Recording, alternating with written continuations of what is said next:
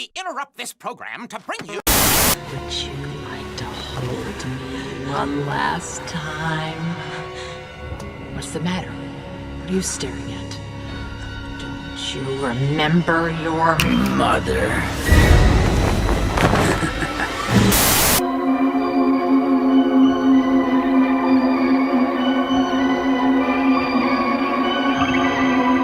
All right, everybody. My name is Kevin. And I'm John. I'm Adam. And I'm Julie. And we are the Real Movie Guys. It's October, guys, so you know what that means. Real Terror Month. Real Terror Month is a special event where we take a look at all your favorite horror movies. This month, specifically, we're taking a look at the Scream series, and on this episode of The Real Review, we're looking at Scream 3. While Cindy and her friends visit Hollywood's set of Stab 3, the therm film based on the Woodsboro murders, another ghost-faced killer rises to terrorize them. Okay, guys, so at this point, I think we can say the Scream series has been pretty decent. I mean, I really love the first one. The first one's been absolutely probably up there with one of my favorite horror movies. Scream 2 was fine. It happened, you know. I mean, I don't think it blew anybody away necessarily, but we had a good time. Then we came to Scream 3, and I remember watching this and not liking it, and now on a rewatch, I think I have a little bit more appreciation maybe for what they were trying to do. But overall, I really did not enjoy my time at all with Scream 3. It was a chore to get through. It took a lot of the things that I love with the Scream series and kind of like backpedaled a lot of things that I thought really worked. And at this point, I really, if I ever do like a rewatch of the whole series, I skip this one entirely because I don't really find any enjoyment out of it. So let me go around before we go into some of the deeper issues here. Adam, as a newbie to the Scream series, what's some of your thoughts here? I don't know. I liked where Scream 2 had ended. Mm-hmm. It almost feels like this one didn't have to happen. Right. But I mean, I guess I see what they were trying to go for, but it got to the point where I felt that this movie became, because it's supposed to be like, you know, making fun of the horror films, right, to a certain extent. I feel like this one just kind of fell into its own tropes, I guess, at a certain point. Yeah, I think that's a very good, explanation really for what happened here. I think they kind of just fell into the whole like Scream genre, like they fell into their own genre kind of and started making fun of themselves a little too much. Yeah. And I was like, is this a scary movie? Like, you know, the scary movies. Right, I know, and it kind of became a mess. I think really the best word for this movie, it's a mess. I think there's a lot of things going on that just don't work. So, okay, so that's good to see where you're at. John, what do you think, man? Talk to me. I didn't know what to think. I think this has got to be the first time I've watched this movie because I don't remember it. Yeah, it's highly forgettable, to be honest, so I wouldn't blame you. Yeah, like, I don't remember any part of it, and it's almost weird because, like, watching this movie, I kept feeling like it was a scary movie where they were just gonna, where that guy was just gonna come out and go, "What's up?" It does feel like that, yeah. It never happens, so I was just like, all right. Right, but and overall, I think, yeah, it was different than I feel like the other two, at least. Yeah, I think there's a discussion to be had about what they were trying to do, which I definitely do want to talk about. I don't want this to be a super negative review. It definitely could be, don't get me wrong, but I think there is something there that they were trying to do. But before we talk about that, one more person, Julie, what did you think? This is your first time seeing this one, I think, too, wasn't it? I feel like I might have seen it years ago or like bits and pieces because I do remember like chunks of that climax scene in the mansion. Mm-hmm. I thought like the entire movie took place there. This movie, like Adam said, it definitely falls into its own tropes. Like there's one scene alone where we get, you know, a reoccurrence of a dead character, which is just blatantly just like, all right, we got to really pigeonhole our whole little shtick here. So it was just frustrating. I mean, there's definitely like glimmers of hope. Like there, you could see like the nuggets of good ideas. Mm-hmm. And then you just have really bad decisions in this movie that really stick out more so than the good. And then I would have to look comparatively. This movie just felt long. Yeah, it's about an hour, almost 2 hours. It's almost 2 hours. It felt long. Like there was a couple points where I'm like, okay, like this is going to be the climax. I think this is where the movie is going to come to a head. And then we still chug along for like another 20 minutes. I'm like, okay, no, this is going to be it. And then we still keep going along. I'm like, oh my God. I think there was like an altercation in like on the set I thought that was going to be like the final setting of the movie, and Right. then we still, move along to another location. Right. So let's go a little bit deeper into this movie. So Scream 3 had a lot of issues before they even got into the actual filming, into the writers' room, and they were actually rewriting this movie during the production of the movie, which definitely shows. You can definitely see Wes Craven and Kevin Williamson were attached to it, so the names that we know and love are still part of this movie. Problem was, Kevin Williamson really wasn't around to do rewrites for the script. He kind of got stepped into another project at the time, so when that happened, he John lost his camera. Sorry, I totally got distracted there. I'm not gonna lie to you. All right, I'm back on track.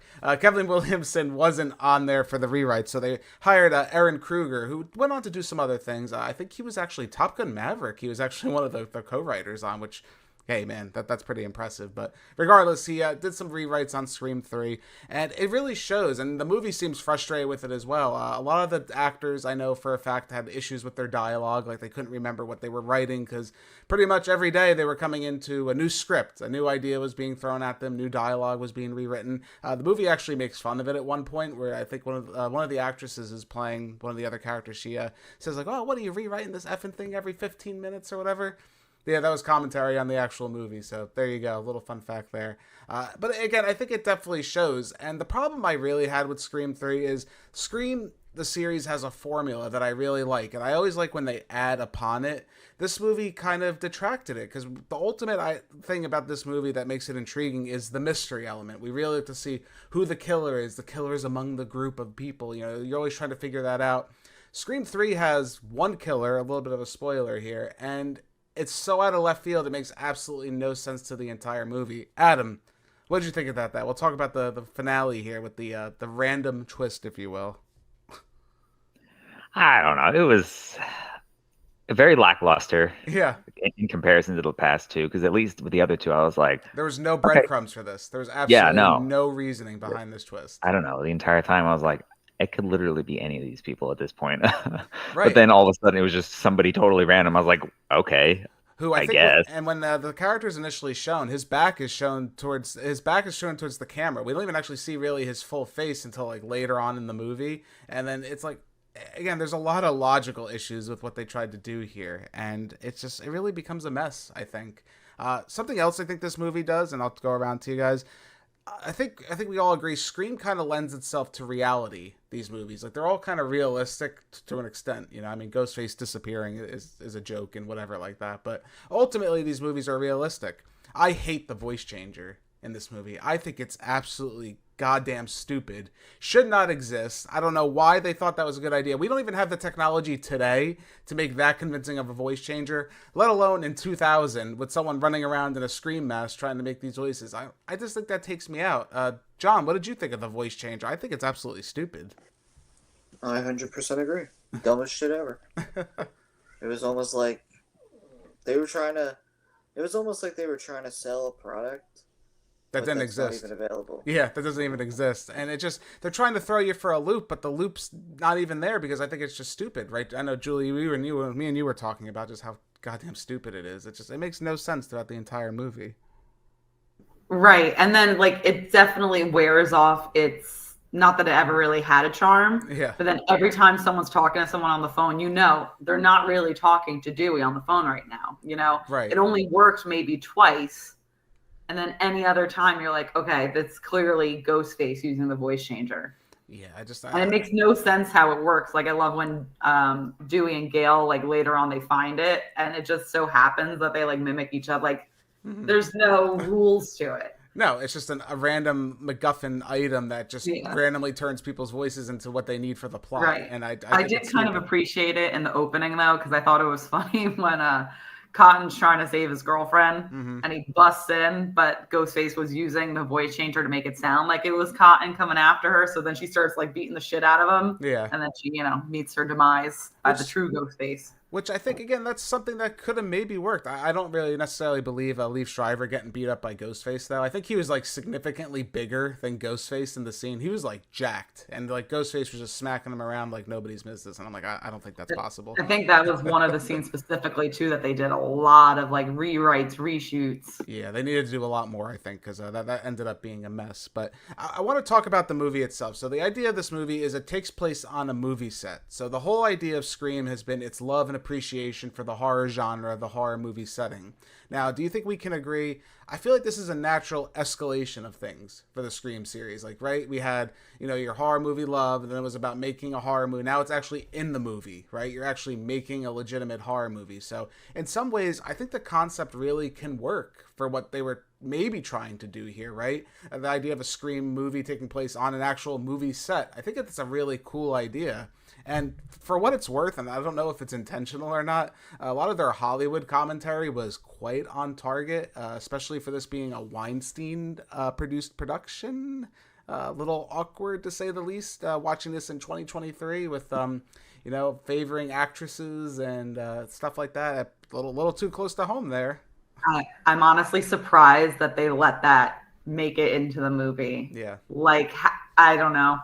That was just nail on the head. It was crazy. Yeah, it's a little too accurate for my taste. Maybe at that time they were just so oblivious to it that they were just like, this is just a normal thing that happens, so let's just put it in the movie anyway. Doing it. Right, exactly. Everybody's doing it. It's cool, guys. Yeah. It's just Hollywood. It's just Hollywood. It's just the way the business rolls. And it's crazy just how, again, maybe that's one of the strengths of this movie is that I can go back and go, wow, they really, I don't know if that's a strength or not, but it's just incredibly interesting going back and watching this. So a couple other things. We did get Patrick Dempsey's character was kind of thrown in. I know he's another actor who was hired like the day before they started shooting. He was fine, I thought. I felt he was a little bit random, if anything else. See, his character, I was convinced was the killer for the majority of the movie. That would have made sense. Because he was so hell-bent on getting Sidney back into the fold. And I'm like, it's totally him. Let's talk about actually some of the actors since we're kind of a little segueing into that. So, did anyone notice something about Sidney Prescott? Is that she's not in her movie really at all? Did that bother you, Adam? That Sidney was kind of just sidelined for maybe like 3/4 of the movie? Yeah, I thought it was funny how. And she's working from home.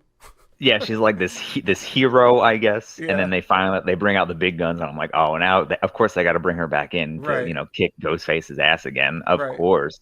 I was just surprised that it took so long for her to come in. And it feels like something's missing because I think I would say in all the horror movies I've seen over the years, and trust me, I've seen quite a few. I think like Neve Campbell, David Arquette, Courtney Cox, they're a really strong trio together. They actually do have a really, really nice chemistry. So when you break that trio apart, you got to have something else for me there. And unfortunately, I don't like or remember any of the other characters really in this movie. I can't say I enjoyed them. And when they're not together, I think the presence is felt. What do you think about that, John? Do you think there was something definitely lacking there without them being together? Yeah, 100% agree. I feel like it's almost like a tale of two different movies. Yeah. In a way. Yeah, I mean, Like- yeah. The first part is like her not being there, and then the second part, it kind of starts getting better when they all come together. Mm-hmm. It's like they're a great trio of characters, which you don't get many times in a lot of these horror movies. No, and they have There's a usually like chemistry. one strong character or two per Yeah. se.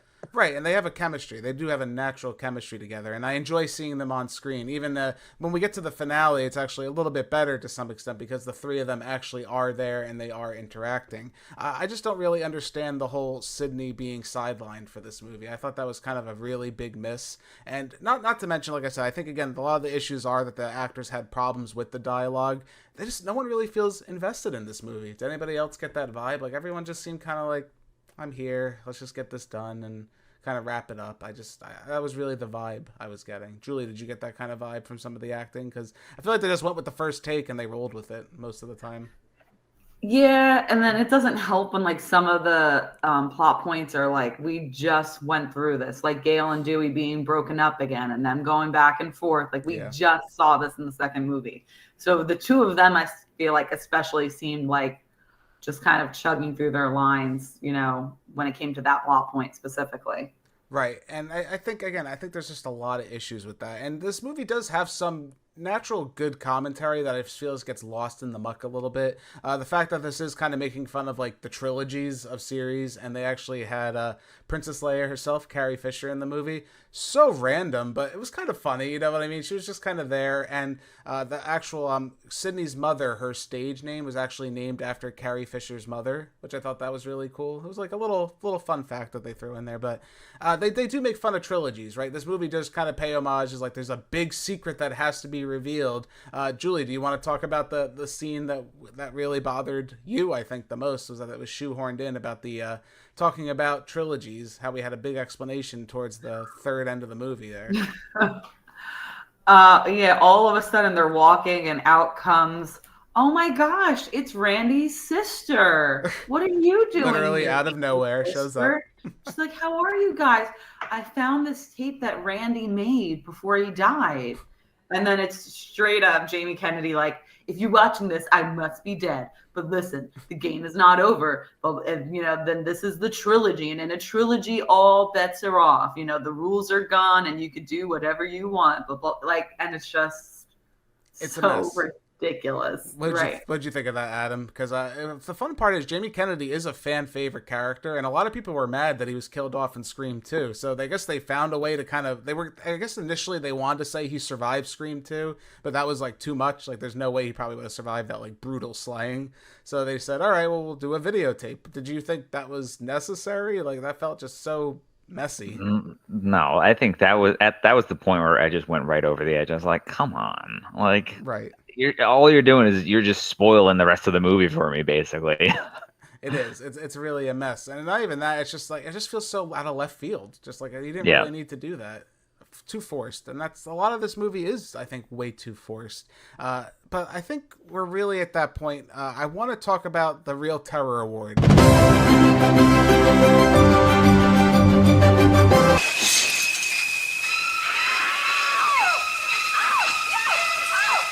The Real Terror Award is a special award we award to our favorite kill of the movie, and I've taken it upon myself to deliver this award this episode.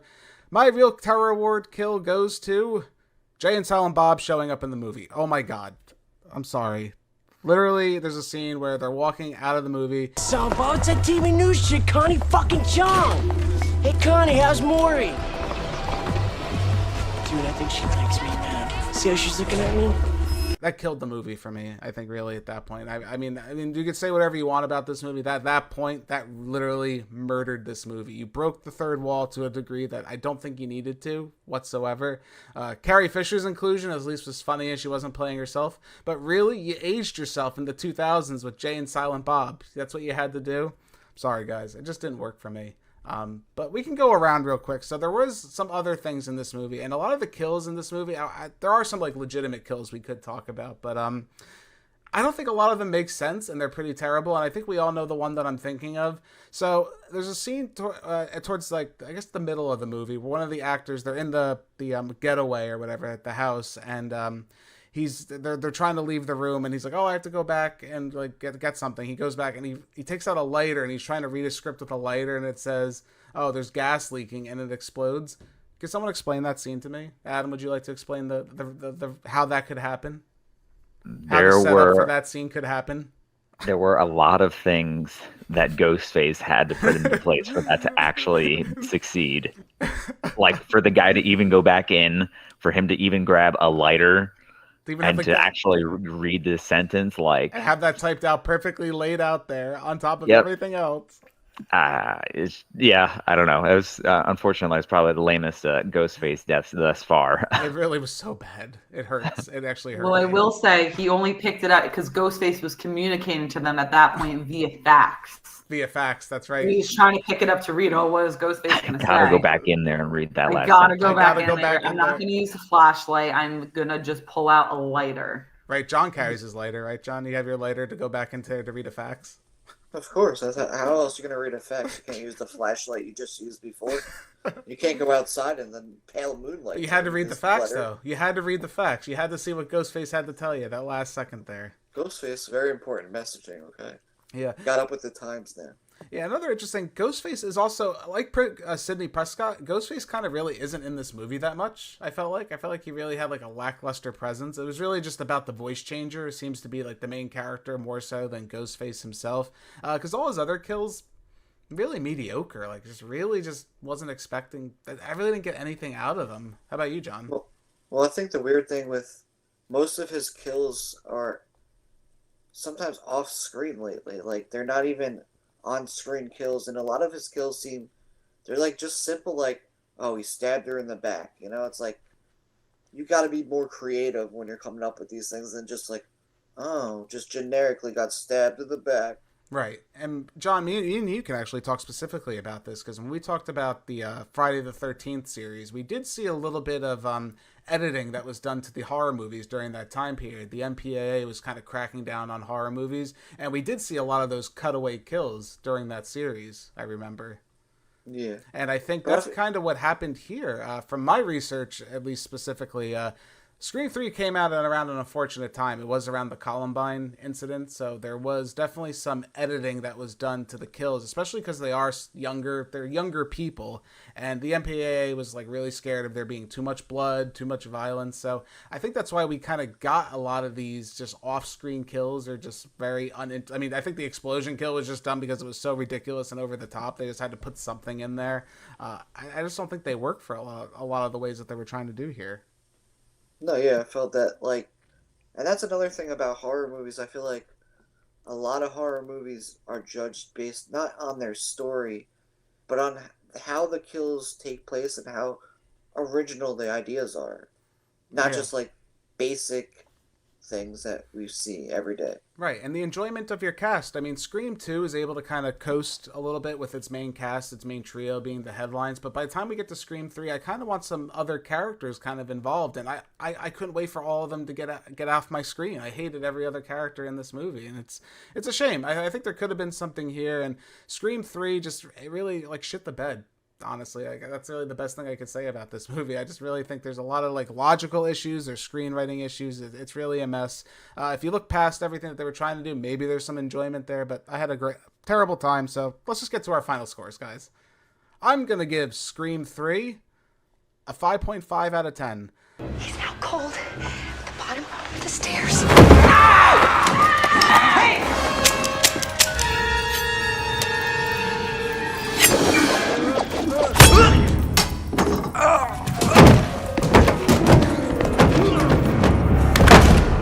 This movie is as bad as Courtney Cox's haircut in this movie. Okay, I really just did not have a great time at all watching this. I mean, again, I can find some of the enjoyment in the idea. I think there is some interesting things, but the logic issues. There's one scene where Courtney Cox checks the killer's pulse, and he sees that he's dead, but he actually ends up being the killer at the end of the movie. Spoiler alert. So I don't know how he didn't have a pulse if she checked it and he was dead. Whatever. It's like just logic issues. The poor killer reveal. The things I look for that are in a great Scream movie are just really not present here, and they're toned down and just uneven and messy. Honestly, if you're interested in Scream, I think it's worth a watch just to see kind of the train wreck that happens here. But overall, it's a pass for most people. I can understand kind of why the Scream series took about an 11-year hiatus after this. I can kind of see why that happened, but unfortunately, I did not have a great time with Scream 3. Adam, how about you? What'd you think of this one? I'm giving Scream 3 a 5 out of 10. If you're watching this tape, it means, as I feared, I did not survive these killings here at Windsor College. And that giving up my virginity to Karen Kolchak at the video store was probably not a good idea. Karen Kolchak? Yes, Karen Kolchak. Creepy Karen? Shut up! She's a sweet person, okay? We were working late, we were putting away some videos in the porno section, and, you know, shit happens. Open the door, Randy! 15 minutes. My room too! Paul, 15 minutes, I'm leaving my legacy. I guess in comparison to the other two, it's just so different. And I guess the voice changer thing that really threw me for a loop. And I'm very glad that they did not continue with that in Scream 4 at all. Yeah. But I mean, overall, it's just, I don't know, the acting and the writing, the lack of the fun, enjoyable kills and whatnot. It's just I don't know. It took a lot out of the score for me. Yeah, and I agree. It's just a messy movie. It really is just a very messy movie, and it kind of epitomates everything we don't like about horror movies. I think Scream 3 is a good representation of that, unfortunately, especially in horror sequels. I'll say that. John, how about you, man? What'd you think? I'm going to slightly agree with both of you. I'm going to give it a 5.5. Hey, I'm just checking to make sure there's no killer in here waiting to off you like he did your little sister. What did you say? I can't believe you said that. That makes me angry! I feel like this movie definitely has a lot of negative parts. And just some, like, I felt like there's so much more they could have done with this movie. And they fell flat on their face.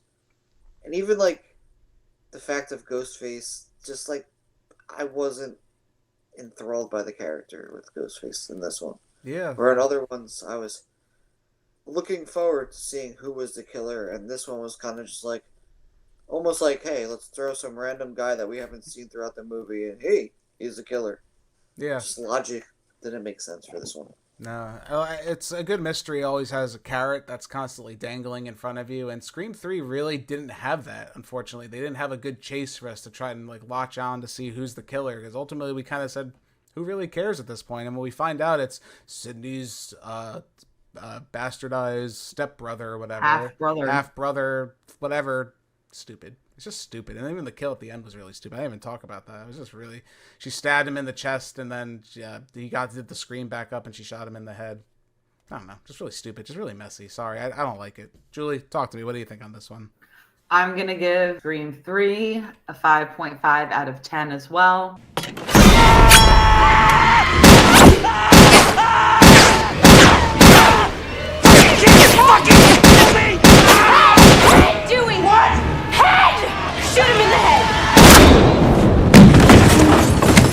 It sucks when you can see like the glimmer of an idea and then, you know, just terrible execution. I also am very disappointed at the fact that it was only a single killer. That kind of bothered me because the double killer is like a Scream standby, and the fact that it was only one was like a complete, U-turn, away from what this series originally does. It could have been a lot better. You could tell like the cast didn't have their heart in it. But luckily this seems to be like just the biggest blight on the franchise, and we can only go up from here. Yeah, I mean, that's what I usually like to say in a franchise when something like this happens. You know, you can only go up. Supposedly there was supposed to be two killers, and initially it was supposed to be the actress that played Sidney in the movie. She was supposed to be the other killer. They were supposed to have some I thought it might have been her at one point too. And you know what? I'm really happy they didn't do it. When I heard what it was supposed to be he was acting out some weird incestualized love story with a girl playing his sister Sidney. Okay, let's not do that. And, I'm okay with one killer, and I'm okay with just this movie not existing in my zeitgeist anymore. So, unfortunately, Scream 3 was kind of a letdown, and, it did hurt the series. We didn't see another Scream for 11 years, but we're going to be talking a little bit more about that in our next video. But, guys, thank you so much for joining us for this episode of The Real Review. My name's Kevin. That's John, Adam, Julie. We are The Real Movie Guys. Real guys, real movies, real thoughts. We'll catch you next time. If you guys like what you've seen here today, consider giving this video a like and leaving your thoughts in the comments below. If you want to stay up to date with everything Real Movie Guys related, make sure to hit that subscribe button and check us out on Instagram, Twitter, and Facebook. And don't forget, all you audio listeners at home, we are available on many podcasting platforms. Just search The Real Movie Guys, you should pop right up. Thank you again all so much for joining us on this episode of The Real Review. We are The Real Movie Guys. Real guys, real movies, real thoughts. Catch you next time.